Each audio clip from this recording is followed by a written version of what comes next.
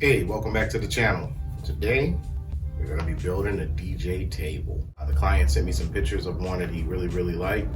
Sketched it out, started from there. It came out very well, Better than I expected, honestly.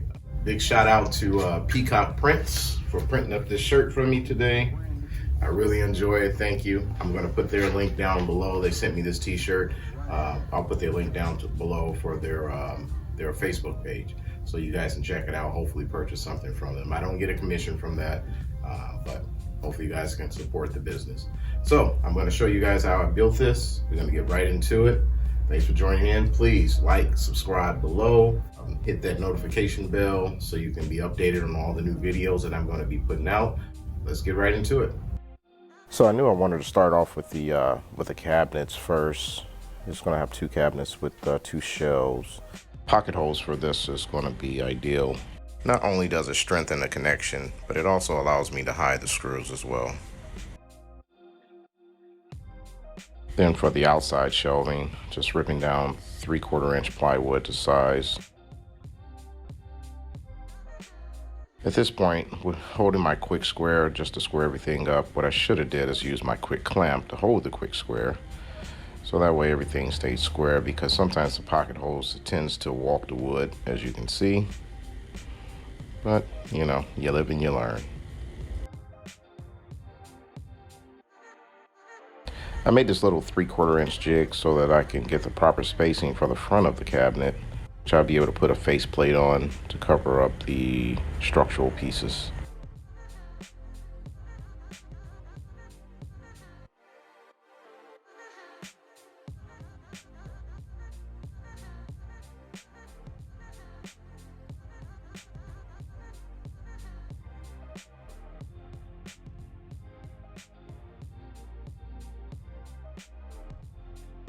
Now back over to the table saw to rip down the rails that would hold the shelving in place.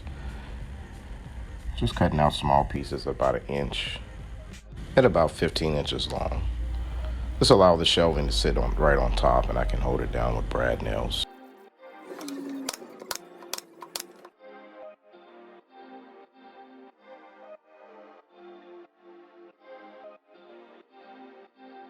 Now I knew I wanted the crosscuts of the plywood to be visible, so to give it a little flare.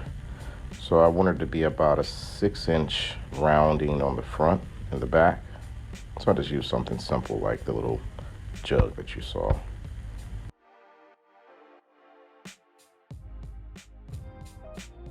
I wanted to start off with making a template for the other layers, because it's going to be about 5 or 6 layers deep. So I wanted to get the first one perfect, or as perfect as possible. This would allow me just to take the template and draw onto the other boards and have basically the same curves.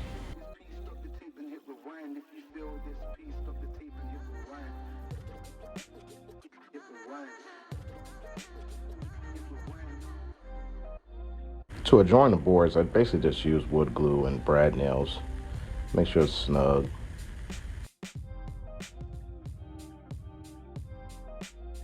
Just use pocket holes to be able to adjoin the bottom of the table to the sides. That way I know it gives it extra strength, because the ends are pretty heavy.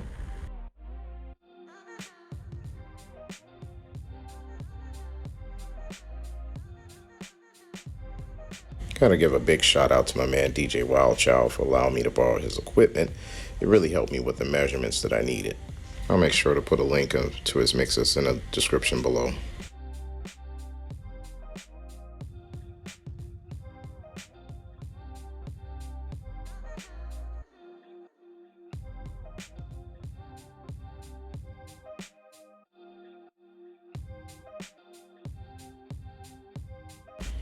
I didn't have the mixer at the time, but I did have the dimensions, so it allowed me to get the proper spacing between the two tables and the mixer itself, which would be about 2 inches apart.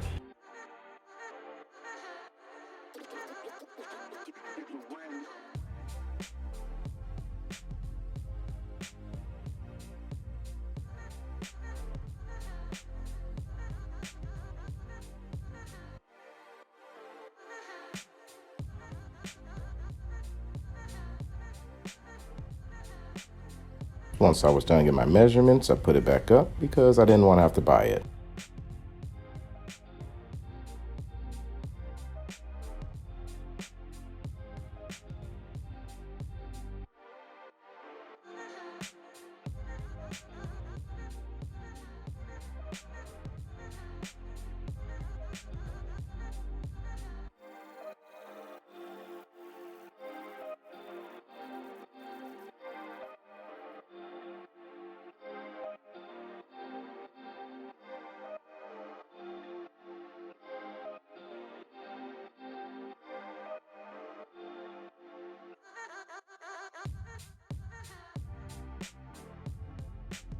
Once I had the top completed, I noticed that it was kind of catching on the lip of the turntable. So I was just trying to figure out why I was doing that. But after further investigation, I noticed that it wasn't square like it was supposed to be. So it was about a 16th of an inch off. Once I corrected that, that corrected the issue.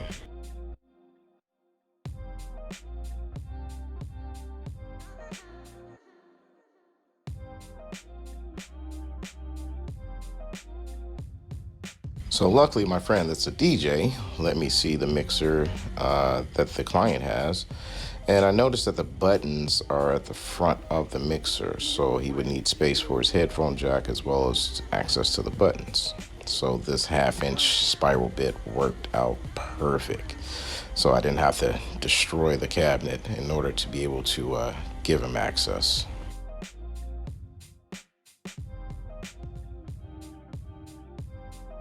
I knew I wanted to build a laptop stand for the client, but I wasn't sure how or what I wanted to do. So I said, why not keep it in the uniform of the outside of the table?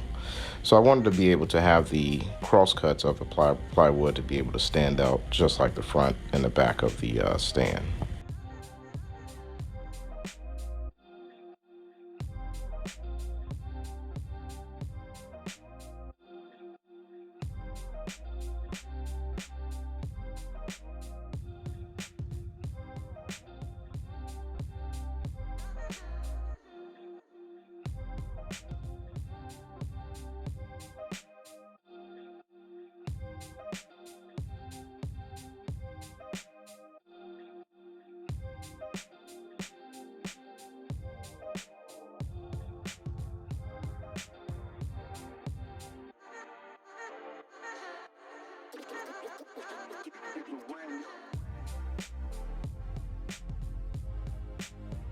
This Min-Max pre-stain is a big help. It allows you to be able to put your regular stain on, especially darker stains, without really seeing any of those blots or darker spots that you normally see when you're using a dark stain like this one here, which is an espresso.